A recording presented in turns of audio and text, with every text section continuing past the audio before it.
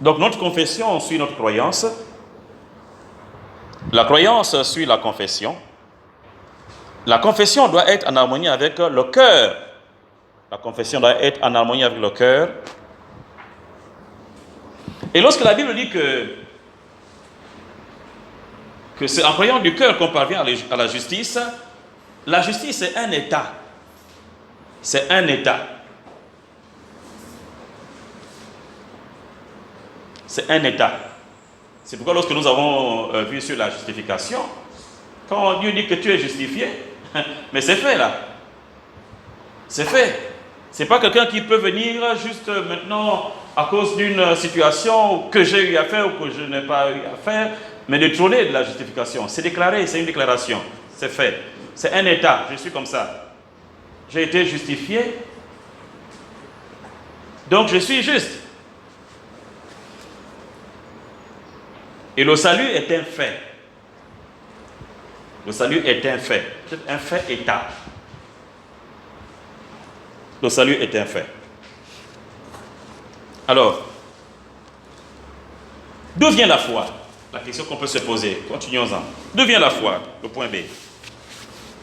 Premièrement, la foi est un don. Quelqu'un peut lire Romains 12. Ok, moi je suis. Romains 12, verset 3.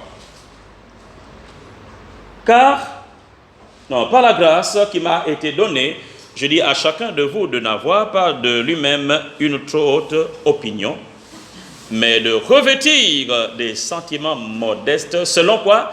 La mesure de foi que Dieu a départie à chacun. Voyez-vous? Mesure de foi. Mesure de foi. Que qui a fait quoi? Que Dieu a départi. Donc, chacun de nous reçoit une mesure de foi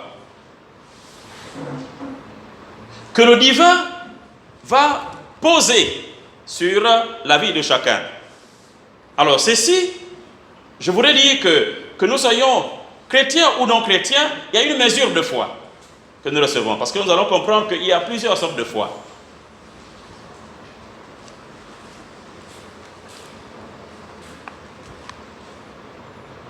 La Bible dit dans le livre de Ephésiens 2 que le verset 8 que c'est par grâce que nous sommes sauvés par le moyen de la foi. C'est par grâce que nous sommes sauvés par le moyen de la foi. Sauvés par grâce, mais le moyen que Dieu utilise pour nous sauver, la grâce est disponible, mais la foi active la grâce dans la vie de quelqu'un. La grâce est disponible. Voyez-vous? La grâce est disponible, mais c'est la foi qui active pour que la grâce ait l'effet dans la vie de la personne. Bien qu'elle se promène partout, mais tant qu'elle n'est pas activée par la foi de quelqu'un, c'est-à-dire croire que Dieu a fait quelque chose, et que c'est pour moi aller vers, si la personne ne fait pas ce pas pour rencontrer ce qui est disponible, il faut que j'aille pour prendre ce qu'on me dit, prends. Donc c'est ce moyen-là, il dit que c'est par le moyen de la foi, et cela ne vient pas de vous. Voyez-vous? C'est le don de Dieu. Ephésiens 2, 8, 9. Cela ne vient pas de vous, c'est le don de Dieu. Ce n'est point par les œuvres, afin que personne ne se glorifie. Gloire à Dieu. Afin que personne ne se glorifie. Donc, on se rend compte que la foi diffère d'une personne à une autre. La foi diffère d'une personne à une autre. La foi est accordée selon les missions ou les ministères à accomplir. D'accord? C'est pourquoi on parle de mesure de foi. La foi est accordée selon les missions ou encore quoi? Les ministères. Les missions ou les ministères. Alors, quelqu'un que Dieu à qui Dieu a donné une mission de gagner la ville, par exemple, de gagner la ville, il va lui donner la foi proportionnelle à la ville. Parce que sa mission est un peu plus grande que celui qui l'envoie au village. Ce n'est pas que ce soit moins important de gagner les gens au village. Mais quand les défis sont assez élevés, il donne une mesure de foi, de croire que c'est faisable. Si je m'étais marié à Kambala, voyez-vous, prendre la voiture pour Kambala. Hein? Non, je veux dire, si vous partez de Kambala, yes, pour un village à côté, ou à côté, c'est pas la même chose que partir de Libreville pour Pretoria ou pour le Canadario. justement. Donc, selon les ministères, ou la mission, ou l'œuvre, il donne une mesure de foi pour que vous ayez la capacité de croire à ce qui est devant vous. Et ceci, c'est dans tous les domaines. Dans tous les domaines. C'est pourquoi il ne faut pas se comparer avec qui que ce soit, parce qu'on n'a pas la même mesure de foi. Chacun accomplit quelque chose, mais ce que je suis appelé à accomplir, je me réjouis de faire cela à 100% et bien, dans la fidélité. Ça, c'est ce que Dieu regarde.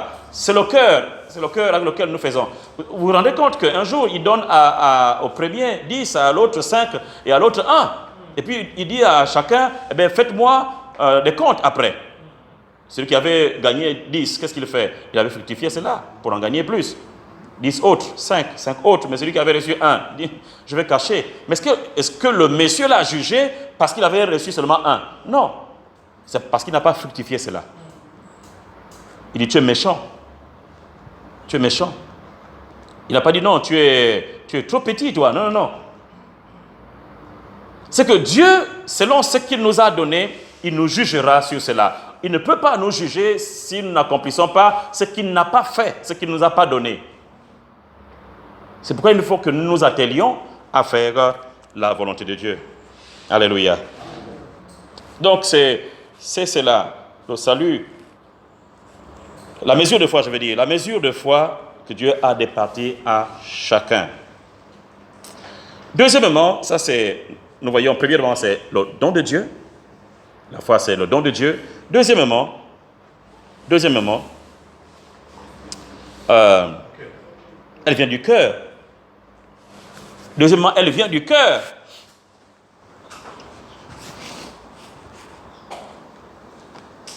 La foi vient d'où? Elle vient du cœur. Marc 11, verset 22-24, Jésus prit la parole et leur dit, « Ayez foi en Dieu. »